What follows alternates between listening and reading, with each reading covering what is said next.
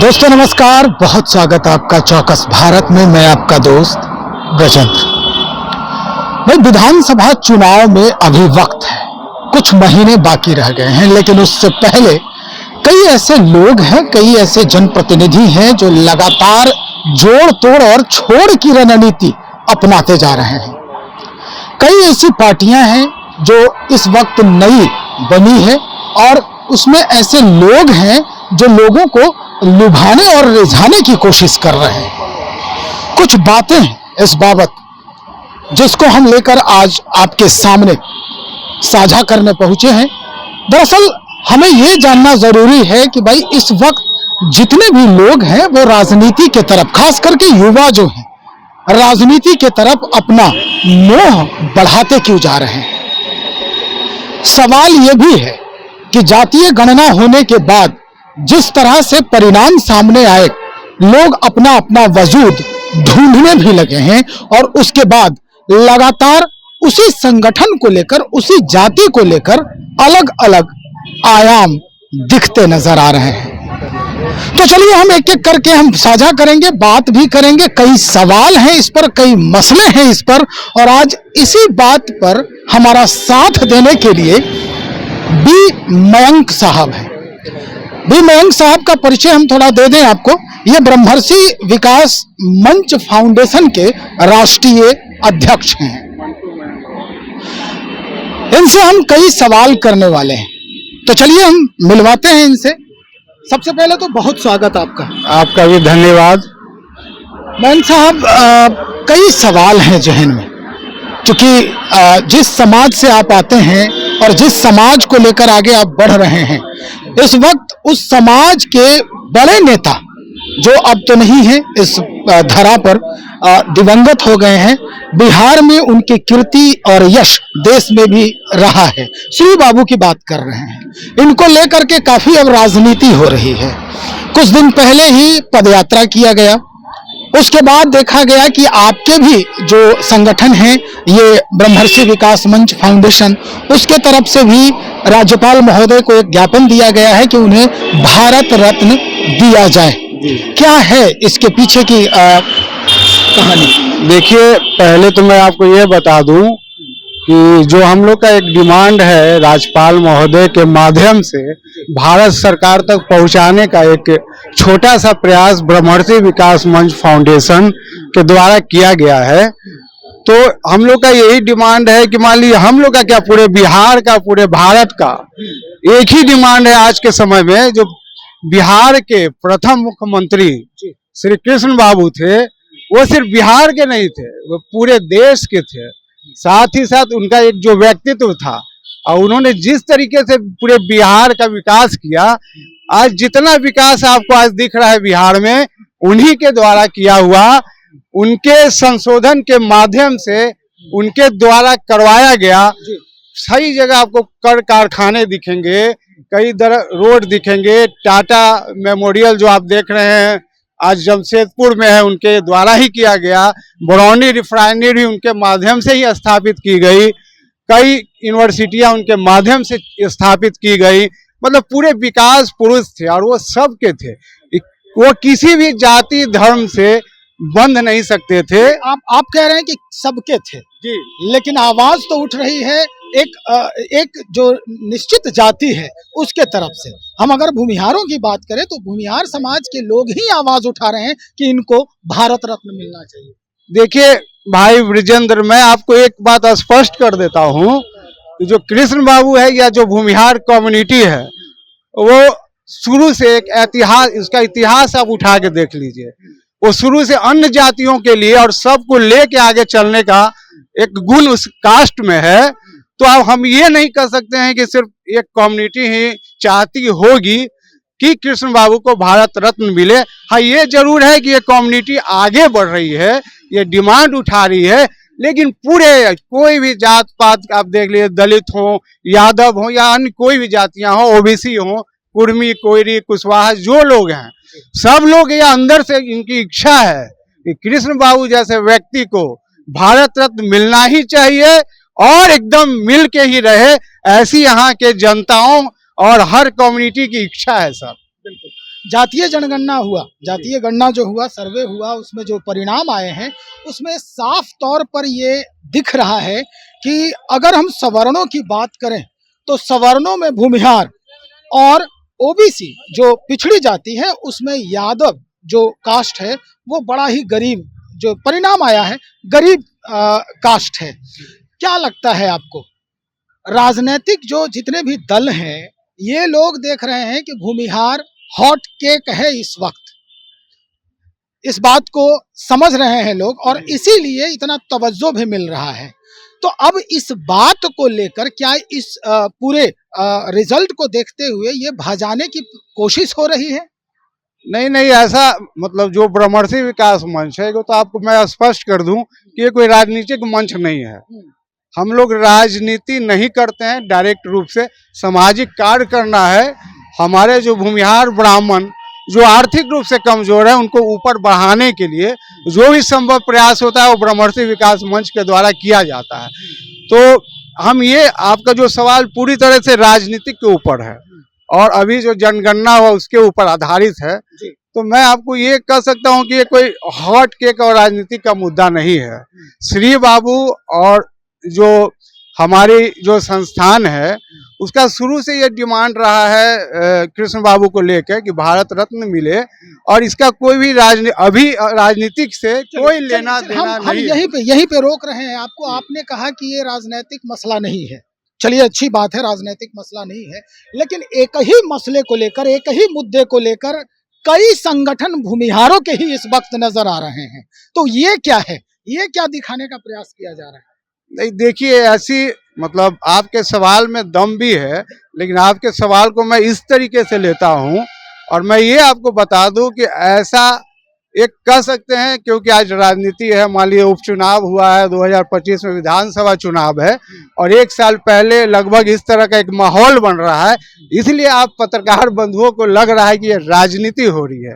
ये राजनीति नहीं है और ब्रह्मर्षि विकास मंच राजनीति नहीं करता है, ये सामाजिक संगठन है और हम लोग जितने लोग इससे जुड़े हुए हैं वो समाज का बेटा है, नेता नहीं है।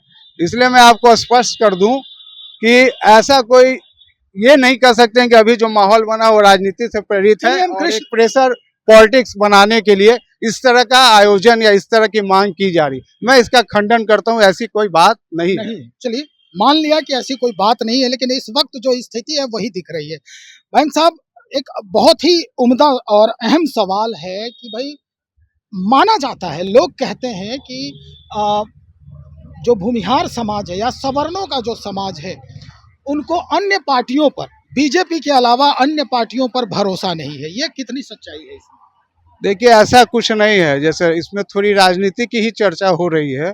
तो मैं आपको ये बता दूं कि आप उपचुनाव हो या 2000 जो इसके पहले का 2025 के पहले का जो विधानसभा चुनाव है उसका आप समीकरण और उसका वोट आप अगर आकलन करेंगे तो आपको ये स्पष्ट हो जाए कि ऐसी कोई बात नहीं है। मतलब ऐसा नहीं है कि भूमिहार ब्राह्मण और जो सवर्ण जातियां हैं वो पूर्ण रूप से भाजपा को ही वोट कर रही है। ऐसा एक समय में था, लेकिन अभी की जो वर्तमान इसमें ये आप नहीं कर सकते हैं। सभी लोग कैंडिडेट और क्षेत्रीय मुद्दाओं और वहाँ के जो जात और धर्म का जो एक पॉलिटिक्स है उसके अनुसार वोटिंग कर रहे हैं। तो हम ये नहीं कर सकते हैं कि सवर्ण जो वोटर है वो मतलब भाजपा या अन्य उस तरह की पार्टियों का एक मतलब कह सकते हैं कि एकजुट से एक ही तरफ वोट का, ऐसा नहीं होता है। चलिए आप ही की बात मानते हैं, तो अब डिमांड आप किस पार्टी से कर रहे हैं? क्या कहा? श्री बाबू को भारत रत्न देने का? कोई पार्टी से नहीं है। पार्टी से अगर करते हैं तो फिर एक राजनीति हो जाती है, क्योंकि हमारा मंच भरोसा किस पर है? मेरा मंच सामाजिक मंच है। ठीक है, आपका मंच सामाजिक है और भी जो भूमिहारों ने मंच बनाया है वो भी कहते हैं हम सामाजिक ही हैं, लेकिन भरोसा किस पार्टी पर है कि अगर हम इस आवाज को वहां तक पहुंचाते हैं तो ये पार्टी हमारी बात मानेगी और कृष्ण बाबू को जो चाहिए, भारत रत्न के वो हकदार हैं, खास करके बिहार के जनता के लिए, तो वो किस पार्टी से आप उम्मीद रखते हैं? देखिए, हमारी कोई पार्टी से उम्मीद नहीं है। अगर हमारी उम्मीद भी है तो आप जैसे पत्रकार बंधुओं से है कि जो एक सामाजिक न्याय के एक जो प्रतिमूर्ति थे कृष्ण बाबू, उनको भारत रत्न मिले, तो कोई पार्टी से इसका संबंध नहीं है। और न हम किसी पार्टी को कहते हैं कि आगे बढ़ के इस मांग को आप करें। आपकी इच्छा है, आप स्वेच्छा से कर सकते हैं, क्योंकि हमारे कुल के गौरव थे। इसलिए हमें लगता है और हम लोगों का ये प्रयास रहता है कि जो इतना अच्छा काम किया है, जो न जात धर्म को जो नहीं मानते थे, जो देवघर जैसे बाबा का जो एक मंदिर, पवित्र मंदिर है, वहाँ दलितों का उन्होंने प्रवेश करवाया, जमींदारी प्रथा को उन्होंने खत्म किया। तो उन्होंने पूरा एक तरीके से तो सवर्ण का ही एक तरह से आप कह सकते हैं कहीं ना कहीं नुकसान हुआ होगा। उसके बाद भी हम लोग उनके साथ हैं, क्योंकि उन्होंने सामाजिक न्याय की बात की थी। चलिए हम एक और सवाल आपसे करते हैं भाई कि सामाजिक न्याय की बात करने वाले जो श्री बाबू हैं उन्हें भारत रत्न मिलना भी चाहिए, हम आपके समर्थन में हैं। लेकिन अब एक सवाल और कि आपको क्या लगता है, जिस तरह का माहौल बन रहा है अपने राज्य में, जिस तरह से ये डिमांड उठ रहे हैं अलग अलग लोगों के दायरे से, उनके दरमियान से, क्या लगता है ये किसके शासनकाल में संभव हो पाएगा? देखिए, फिर वही राजनीति आ जाएगी। आपके सवाल में कहीं ना कहीं राजनीति छुपी हुई है, लेकिन क्योंकि आपका ये काम है और हम इसके लिए आपको धन्यवाद भी देते हैं। इस बेबाक तरीके से आपने हमसे सवाल पूछा, तो मैं आपको कहूँ कि इसमें फिर किसी भी पार्टी संगठन के बारे में, राजनीतिक दल के बारे में हम लोग नहीं कह सकते। लेकिन एक बात है, जो आपका पहला सवाल था कि कहीं न कहीं जो श्री बाबू को कोई भी राजनीतिक पार्टी जो भारत रत्न के मुद्दे को उठाएगी और उनको दिलाने का प्रयास करेगी, तो निश्चित रूप से कहीं न कहीं एक व्यक्तिगत या कहिए कि जो मन मिलेगा, उन्हीं पार्टियों के साथ मन मिलेगा। ये सीधा सा एक सवाल है कि जो उन्हें न्याय दिलाने के लिए जो भी पार्टी आगे आएंगी, कहीं न कहीं एक मौन समर्थन कहिए या एक क्या कहते हैं कि भाई हाँ बहुत अच्छी बात है, जो मेरा डिमांड है वो आपके द्वारा किया गया, तो कहीं ना कहीं समर्थन तो रहेगा ही। चलिए आखिरी सवाल हम आपसे करते हैं अब, आपके नज़र में खलनायक कौन है सवर्णों के लिए?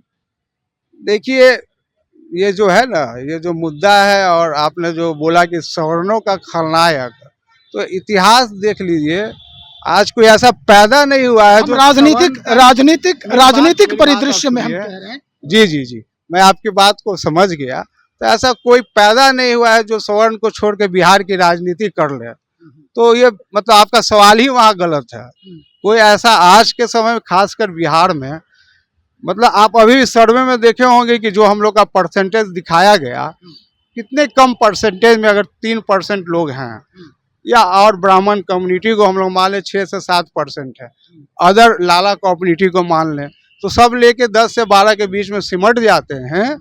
उसके बाद भी जो 14% और 22% और 23% के जो यहाँ वोटर हैं, उन पर भी हम लोग का प्रभाव ज़्यादा पड़ता है। कम होने के बाद भी कुछ ज़्यादा हम लोग महत्व रखते हैं। इसलिए हो ही नहीं सकता कि कोई भी पार्टी, चाहे वो भाजपा हो, जदयू हो या आरजेडी हो, सभी लोग कहीं ना कहीं सवर्ण को अपने तरफ रुझाने का प्रयास कर रहे हैं कि सवर्णों का वोट, सवर्ण जो है ना, सवर्ण एक वोट बैंक नहीं है, सवर्ण अन्य जातियों को साथ लेने के लिए जाना जाता है। इसीलिए सर्वे में ये आया है कि कई सवर्ण अभी ऐसे हैं, कई भूमिहार के जो नौजवान हैं, जो बेरोजगार हैं, और कई घर के महीने जो है मात्र 6,000 रुपये में चल रहे हैं। सर्वे में यही है, यही वजह है क्या? इसलिए मैंने सवाल किया कि इसमें खलनायक की भूमिका किसकी है? ये तो हम और आप जैसे लोगों को सोचना होगा कि सवर्णों को जो राजनीतिक रूप से ट्रस्ट किया जा रहा है, क्रस्ट किया जा रहा है, आखिर कारण क्या है? क्योंकि आपने बोला कि जिन्हें 6,000 महीना वे मिल रहा है, उन्हें बहुत अच्छी स्थिति में माना जा रहा है सरकार की तरफ से, तो और वो खासकर सवर्ण लोग। थोड़ा सा आपकी बात को हम समझे नहीं, थोड़ा एक बार आप फिर से सवाल करें। 6,000 रुपये की जो रकम है हर महीने सवर्णों के घर में आते हैं। सवर्णों की संख्या कम है, इसीलिए इस सर्वे में आया है कि अगर सवर्णों में कोई गरीब है तो वो भूमिहार जाति है, और अगर अनुसूचित जाति में अगर कोई गरीब है तो वो यादव जाति है। तो मैंने इसीलिए पूछा, वो सर्वे में लिखा है कि भाई 6,000 रुपये में उनका परिवार चल रहा है। ये एक बहुत ही सोचने पर मजबूर करने वाला रिपोर्ट है जो रिपोर्ट दिया गया है। तो इसीलिए मैंने सवाल किया आपसे कि इसके पीछे जो खलनायक है वो कौन है, किसके वजह से ये स्थिति है सवर्णों की।